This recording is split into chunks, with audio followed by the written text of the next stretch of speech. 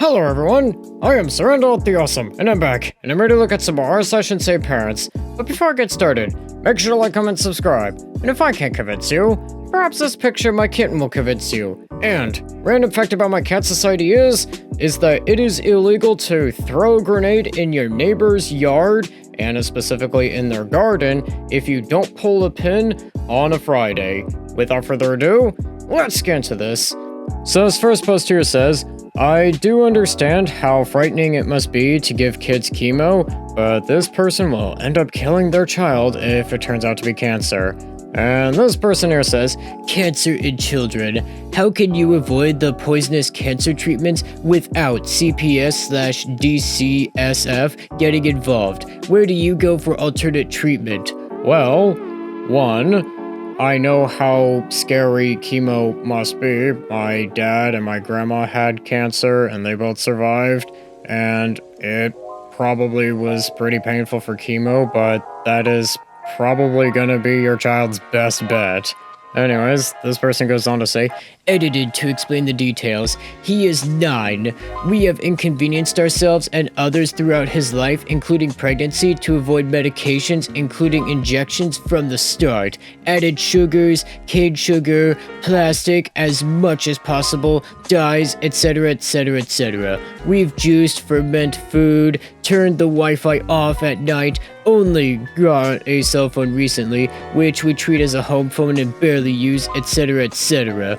We've done the GAPS diet for 1 week with immediate results. He was only constipated, but I didn't realize that was all it was. He has never had so much as an ear infection. Oh, I find that a little hard to believe. Anyways, this person goes on to say, we only had to take him to the doctor once for stitches. Again, why do I find this to be a little bit difficult to believe? Anyways, this person goes on to say, we did all of this because we are Christians and we believe that we are responsible to do our best to take care of our bodies, not because he seemed unhealthy in any way. He has tumors in his neck consistent with lymphoma. I'm hoping I'm pronouncing that correctly.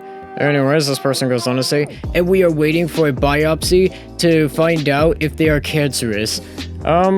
Okay, I'm gonna give this person a special out of 50. You are quite literally going to kill your child with your own stupidity and your refusal to take them to a doctor. And also, let me get this straight. You trust a doctor to take care of your child with something like, stitches, but not to take care of your child with, possible cancerous growth. And also, if I was in your position, I would highly recommend you trust the doctor because, you are clearly even less knowledgeable about medicine than I am, and I am not a doctor at all in any way, shape, or form, and that's why I would probably trust the doctor far more than I would trust myself. Anyways, this next post here says, all jacked up on honey and cartoons. And this person here says, I know that no limits around food and screens is a regular topic, and I've read so much about the benefits of it, etc., but I'm really struggling.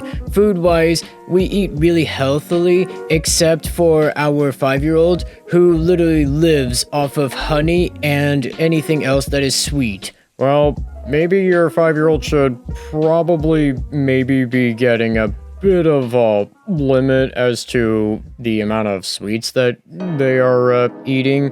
That could maybe help you. Anyways, this person goes on to say, she will have 4, 5, sometimes 6 huge tablespoons of honey a day. Well, that can't really be good for your child. Anyways, this person goes on to say, and then get these highs and crashes during which she gets very aggressive and explosive. Probably due to the really bad diet that she is getting. Anyways, this person goes on to say, it breaks my heart watching it. How could that be good for her? And how can I just stand by and not do anything? She won't eat any vegetables at all. She is not getting the nutrients she needs for proper development. And I don't believe any vitamin can replace whole foods. Well, you probably need to severely limit her intake on sweets, and maybe sometimes you probably gotta just make her eat the healthy foods. I know people will probably give me flack for that, but it probably might be the best case scenario for this person. Anyways, this person goes on to say, screens are a whole other issue. After she watches cartoons, she also becomes very aggressive and explosive and calls everyone in the house names, and has a very hard time. We've only removed the limits recently, but I feel like I'm watching a train go off the rails every time, and we all get the brunt of it, including her 1.5-year-old brother, who becomes very mean to. Well, I think maybe you're probably doing the whole no limits thing wrong from what the comments are saying, and you probably maybe need to just maybe put some limits that could severely help your child, maybe. Anyways, this person goes on to say, so my question is, aren't these things actually addictive, especially to a developing brain of a child? Well, more than likely. Anyways, this person goes on to say, how can they regulate the dopamine rushes and the excitement of the brain from sugar and screens? Does the no limits work for every child? Is it possible that she just can't handle any type of stimulation? I want to give her freedom of choice, but I am watching her suffer, and that doesn't seem right to me. Any help would be greatly appreciated.